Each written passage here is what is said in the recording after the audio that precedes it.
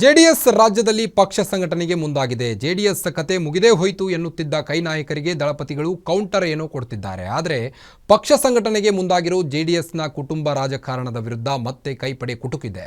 ಕೈ ನಾಯಕರು ಹೇಳಿದ್ದೇನು, ಕೈಪಡೆಗೆ ಎಚ್ಡಿಕೆ ಕೌಂಟರ್ ಕೊಟ್ಟಿದ್ದು ಹೇಗೆ, ಕಂಪ್ಲೀಟ್ ಡೀಟೇಲ್ಸ್ ಇಲ್ಲಿದೆ ನೋಡಿ.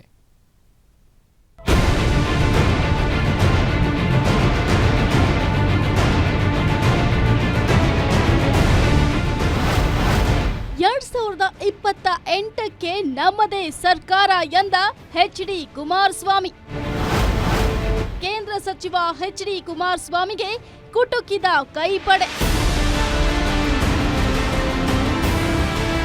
ಜನರೊಂದಿಗೆ ಜನತಾದಳ ಎಂಬ ಕಾರ್ಯಕ್ರಮದ ಮೂಲಕ ರಾಜ್ಯದ ಮನೆ ಮನೆಯನ್ನ ತಲುಪೋಕೆ ಸಜ್ಜಾಗಿದೆ. ಇದು ಮಾತ್ರವಲ್ಲದೆ 2028ಕ್ಕೆ ನಮ್ಮದೇ ಸರ್ಕಾರ ಅಂತ ನಿನ್ನೆ ನಡೆದ ಜೆಡಿಎಸ್ ಕಾರ್ಯಕ್ರಮದಲ್ಲಿ ಕೇಂದ್ರ ಸಚಿವ ಎಚ್.ಡಿ. ಕುಮಾರಸ್ವಾಮಿ ಹೇಳಿದ್ರು. ನಮ್ಮ ಪಕ್ಷವನ್ನ ಮುಗಿಸೋಕೆ ಯಾರಿಂದಲೂ ಸಾಧ್ಯವಿಲ್ಲ ಅಂತ ದೇವೇಗೌಡ ಅವರು ಕೂಡ ಸವಾಲಿನ ಮಾತುಗಳನ್ನಾಡಿದ್ರು. ದಳಪತಿಗಳ ಈ ಮಾತುಗಳು ಈಗ ಕಾಂಗ್ರೆಸ್ಗೆ ಲೇವಡಿಯ ಸರಕಾಗಿದೆ. ಮಗನನ್ನೇ ಗೆಲ್ಲಿಸಲಾಗದ ಕುಮಾರಸ್ವಾಮಿ ಅವರು ಮೈತ್ರಿಯನ್ನ ಗೆಲ್ಲಿಸ್ತಾರಾ ಅಂತ ಕೈ ನಾಯಕರು ಕಹಕವಾಡಿದ್ದಾರೆ. ಅಲ್ಲದೆ ತಮ್ಮ ಅಧಿಕಾರದಲ್ಲಿ ಮಂಡ್ಯ, ಹಾಸನ ಮತ್ತು ರಾಮನಗರಕ್ಕೆ ನೀವು ಕೊಟ್ಟ ಕೊಡುಗೆ ಏನು, ನಾವು ಮಾಡಿರುವ ಅಭಿವೃದ್ಧಿ ಏನು ಎಂಬ ಪಟ್ಟಿಯನ್ನ ಕೊಡ್ತೀವಿ ಅಂತ ಸವಾಲ್ ಹಾಕಿದ್ದಾರೆ. ಇದೇ ವಿಚಾರದಲ್ಲಿ ಕೇಂದ್ರ ಸಚಿವ ಹಾಗೂ ರಾಜ್ಯ ಸಚಿವರ ನಡುವೆ ನೀನಾ ನಾನಾ ಅನ್ನೋ ಯುದ್ಧ ನಡೆದಿದೆ. ಪಾಪ ಹೇಳ್ತಾರಲ್ಲ ಒಬ್ರು ಪದೇ ಪದೇ, ಬನ್ನಿ ನಮ್ಮ ಜೊತೆಗೆ JDS ಮುಗಿದೋಗಿದೆ ಅಂತ ಹೇಳಿ. ಬಹುಶಃ ಅವ್ರಿಗೆ ಇವತ್ತಿ ನೀವು ಉತ್ತರ ಕೊಟ್ಟಿದ್ದೀರಿ ಅನ್ನೋದು ನನ್ನ ಅಭಿಪ್ರಾಯ. ಧೈರ್ಯವಾಗಿ ಹೊರಡಿ, ನಾಳೆಯಿಂದ ನಾನು ನಿಮ್ಮ ಜೊತೆ ಸೇರ್ತೀನಿ. ಬರೀ ನಿಖಿಲ್ ಕುಮಾರಸ್ವಾಮಿ ಅವರು ಒಬ್ಬರಿಗೆ ನಾವೇನು ಜವಾಬ್ದಾರಿ ಕೊಟ್ಟು ಅವ್ರನ್ನೇ ಹೋಗಪ್ಪ ಅಂತ ತಳ್ಳಲ್ಲ ಮುಂದಕ್ಕೆ. ನಾನು ಸ್ವಲ್ಪ ಗಟ್ಟಿಯಾಗಿದ್ದೀನಿ. ಸ್ವಲ್ಪ ಇನ್ನೊಂದು 15 ದಿವಸ, 1 ತಿಂಗಳು, ಸ್ವಲ್ಪ ಇನ್ನೂ ಒಂಚೂರು ತಾಕತ್ತು ತಗೋಬೇಕು. ನಾನು ತಾಕತ್ತು ತಗೊಂಡು ನನ್ನ ಭಾಷಣ ನೋಡಿದಾಗಲೇ ನಿಮ್ಗೆ ಅರ್ಥ ಆಗಿರ್ಬೋದು, ನನ್ನ ವಾಯ್ಸ್ ನೋಡಿ. ಅದರಿಂದ ಧೈರ್ಯವಾಗಿ ಹೊರಡಿ. ಈ ಬಾರಿ ಜನತಾದಳದ ಸರ್ಕಾರವೇ.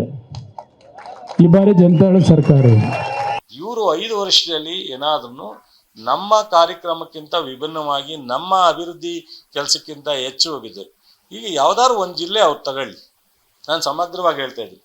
ಇಂಥ ಜಿಲ್ಲೆನಲ್ಲಿ ಅವರೇ 7 ಜಿಲ್ಲೆ, ಅವ್ರಿಗೆ ಬೇಕಾಗಿರೋದು ಭಾಳ ಮುಖ್ಯವಾಗಿ ರಾಮನಗರ, ಅದಕ್ಕಿಂತ ಇಂಪಾರ್ಟೆಂಟ್ ಹಾಸನ, ಅದಕ್ಕಿಂತ ಇಂಪಾರ್ಟೆಂಟು ಮಂಡ್ಯ.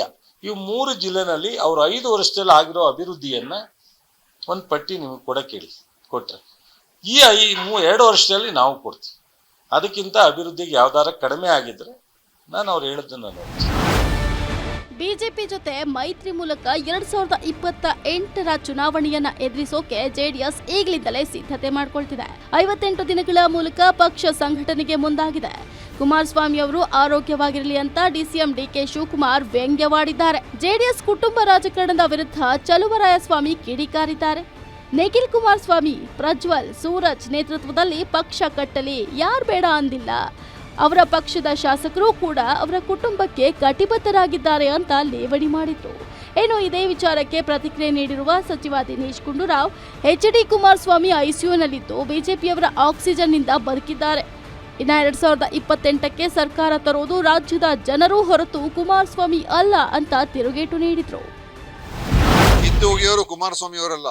ಈ ಸರ್ಕಾರ ತೆಗಿಬೇಕಾದ್ರೆ ಜನ ತೀರ್ಮಾನ ಮಾಡಬೇಕು. ಕುಮಾರಸ್ವಾಮಿ ಅವರೇನಲ್ಲ. ಕುಮಾರಸ್ವಾಮಿ ಅವರು ಇವತ್ತು ICU ಅಲ್ಲಿ ಆಕ್ಸಿಜನ್ ಬಿಜೆಪಿ ಅವರಿಂದ ಪಡ್ಕೊಂಡು ಅವ್ರು ಬದುಕ್ತಾ ಇದ್ದಾರೆ. ಆಯ್ತಾ? ಅವ್ರ ಸ್ವಂತ ಬಲದ ಮೇಲೆ ಬಂದ್ಮೇಲೆ ಈ ತರ ಎಲ್ಲ ವೀರಾವೇಶದಲ್ಲಿ ಮಾತಾಡ್ಲಿ. ಮೊನ್ನೆ ಏನಾಯ್ತು ಚನ್ನಪಟ್ಟಣದಲ್ಲಿ, ಅದು ಗೊತ್ತಿದೆ. ಆಯ್ತಾ? ಅದಕ್ಕೋಸ್ಕರ ಇದೆಲ್ಲ ಬೇಕಾಗಿಲ್ಲ. ಜನ ತೀರ್ಮಾನ ಮಾಡ್ತಾರೆ. ನಮ್ಮ ಸರ್ಕಾರ 5 ವರ್ಷ ಪೂರೈಸ್ತದೆ. ನಂತರ ಪ್ರಜಾಪ್ರಭುತ್ವ ವ್ಯವಸ್ಥೆ, ಜನ ಏನು ಯಾರನ್ನ ಉಳಿಸ್ಕೋಬೇಕು, ಯಾರನ್ನ ತೆಗಿಬೇಕು, ಜನ ತೀರ್ಮಾನ ಮಾಡ್ತಾರೆ. ರಾಜ್ಯದ ಮುಖ್ಯಮಂತ್ರಿ ಆಗೋ ಕನಸು ಎಚ್.ಡಿ. ಕುಮಾರಸ್ವಾಮಿ ಅವರದ್ದು. ಆದ್ರೆ ರಾಜ್ಯದ ಜನರು ಯಾರಿಗೆ ಆಶೀರ್ವಾದ ಮಾಡ್ತಾರೆ ನೋಡೋಣ ಅನ್ನೋದು ಕೈ ನಾಯಕರ ವಾದ. ಜೆಡಿಎಸ್ ಕುಟುಂಬ ರಾಜಕಾರಣ, ಎಚ್ಡಿಕೆ ಆರೋಗ್ಯ ಹಾಗೂ ನಿಖಿಲ್ ಕುಮಾರಸ್ವಾಮಿ ರಾಜ್ಯ ಪ್ರವಾಸ ರಾಜ್ಯ ರಾಜಕೀಯದಲ್ಲಿ ಸಂಚಲನವನ್ನ ಸೃಷ್ಟಿ ಮಾಡಿದೆ. ಇಷ್ಟು ದಿನ ಸೈಲೆಂಟ್ ಆಗಿದ್ದ ದಳಪತಿಗಳು ಸದ್ದಿಲ್ಲದೆ ದಾಳ ಉರುಳಿಸೋಕೆ ಈಗ ರೆಡಿಯಾಗಿದ್ದಾರೆ. ಮುಂಬರುವ ಚುನಾವಣೆಗೆ ಈಗಿನಿಂದಲೇ ತಯಾರಿಯನ್ನ ನಡೆಸೋಕೆ ನಿಖಿಲ್ ರಾಜ್ಯ ಪ್ರವಾಸ ಎಷ್ಟರ ಮಟ್ಟಿಗೆ ಸಕ್ಸಸ್ ಆಗತ್ತೆ ಕಾದು ನೋಡಬೇಕಾಗಿದೆ.